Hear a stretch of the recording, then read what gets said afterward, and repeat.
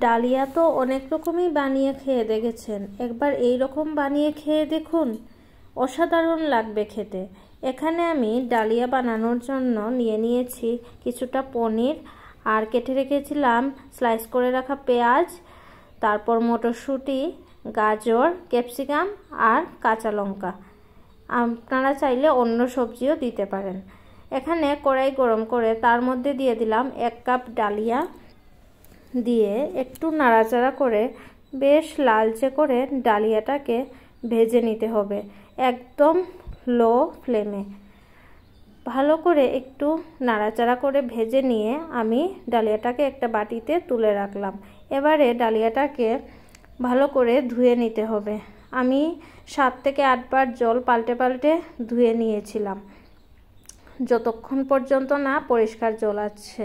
দেখুন আমি ভালো করে ধুয়ে নিয়েছি।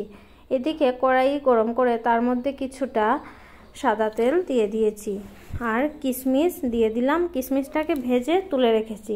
আর দিয়ে দিলাম এখানে কাজু বাদাম, কাজু বাদামটাকেও ভালো করে লালচে করে ভেজে তুলে রাখলাম। তারপর দিয়ে দিলাম কিছুটা বাদাম, বাদামটাকেও একটু লালচে করে ভেজে তুলে রাখলাম।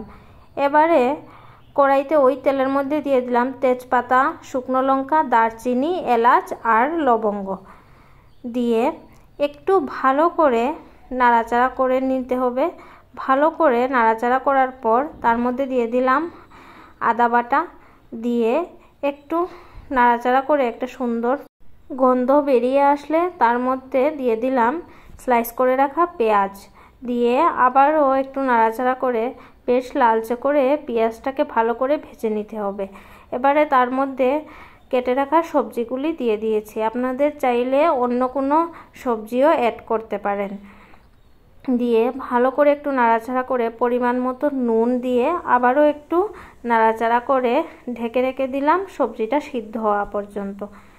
সবজিটা দেখুন ভালো করে সিদ্ধ হয়ে গিয়েছে। এবারে একটু ভালো করে নাড়াচাড়া করে তার মধ্যে ডালিয়াটা দিয়ে দিলাম। ডালিয়াটা দিয়ে আবারও একটু নাড়াচাড়া করে নিতে হবে হাই টু মিডিয়াম ফ্লেমে। আবারও একটু নাড়াচাড়া করে এখানে আমি এই কাপেরই 3 কাপ জল দিয়েছি। 2 কাপ দিলে হতো, কারণ আমি একটু নরম নরম করে বানিয়েছি, তাই আমি 3 কাপ দিয়েছি। আপনারা যেভাবে বানাবেন সেই অনুযায়ী জল দেবেন।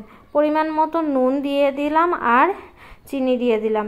চিনিটা আপনারা না খেলে চিনিটা স্কিপ করতে পারেন। এখানে জলটা একটু চেখে দেখবেন, জলের যে টেস্টটা হবে ডালিয়ারও সেই রকমই টেস্ট হবে। একটু নাড়াচাড়া করে ঢেকে রেখে দিলাম।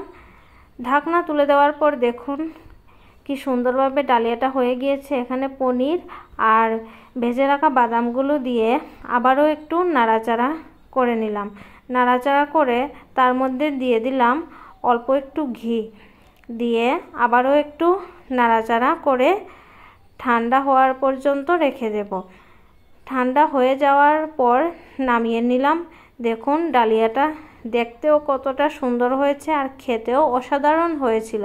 আপনারা ঘরে এইরকম বানিয়ে দেখবেন, খুবই ভালো লাগে খেতে। আমার রান্নাগুলো যদি আপনাদের ভালো লাগে প্লিজ আমার চ্যানেলটাকে সাবস্ক্রাইব করবেন এবং পাশে থাকবেন। বেল আইকনটা প্রেস করতে ভুলবেন না, তাহলে নিত্য নতুন ভিডিও তাড়াতাড়ি পেয়ে যাবেন।